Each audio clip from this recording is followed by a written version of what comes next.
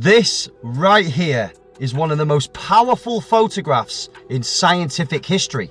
Taken in 1927 at the Solvay Conference in Brussels, it brought together some of the greatest scientific minds of the 20th century. Out of the 29 men and women in this photo, 17 were or would become Nobel Prize winners.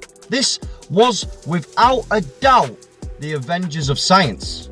Okay, so in this bunch of geniuses, we've got people like Marie Curie right here, who is the only person in history to ever win 2 Nobel Prizes in 2 different sciences. Next to her, literally sat next to her, we have got the father of quantum physics. On the far right hand side over there, we've got a guy called Niels Bohr, who gave us the atomic model. Then we've got, just next to him, we've got a guy called Werner Heisenberg, the creator of the uncertainty principle. And then at the top middle, just here, we've got a guy called Erwin Schrödinger, the man behind Schrödinger's cat, you know? These weren't just academics, these were people that were rewriting the way humanity understood reality itself.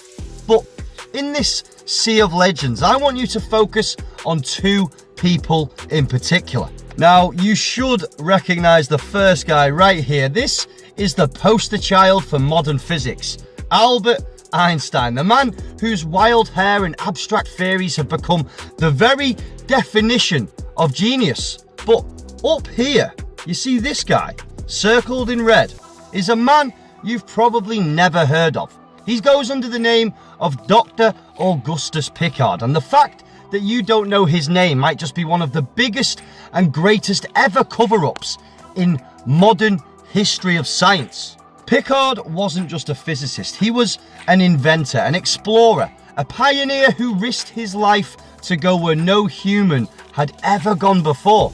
In 1931, he designed the pressurized airtight sphere, essentially a metal gondola attached to a giant balloon, and he soared into the stratosphere, higher than any human had ever gone before.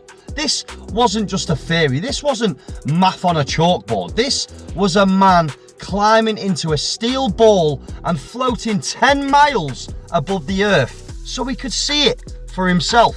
Now, when Piccard looked out of his tiny potholes and reached the stratosphere of 10 miles up above the earth, he looked down at the world below, and his description might surprise you. He said he didn't see a globe, he didn't describe a spinning ball, he said it seemed like a flat disc with an upturned edge.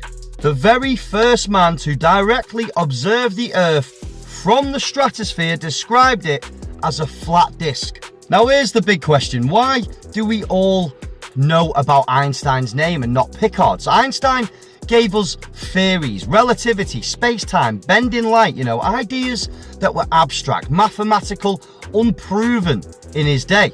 But Piccard gave us observation, direct evidence. He saw with his own eyes what the world actually looked like. And yet, history chose Einstein as the face of science, whilst Piccard, the man who risked everything and described the earth as flat, was quietly written out of the textbooks.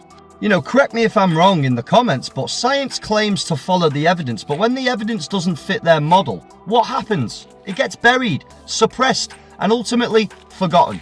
We're taught to worship the equations of theorists whilst ignoring the testimony of explorers.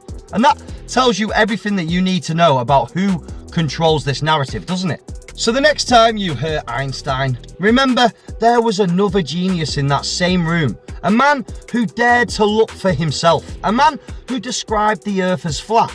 Einstein gave us theory, Piccard gave us truth, and that's why you've never heard of him. But stay awake, beautiful people, stay questioning, and as always, I'm as fictional as a dinosaur, baby.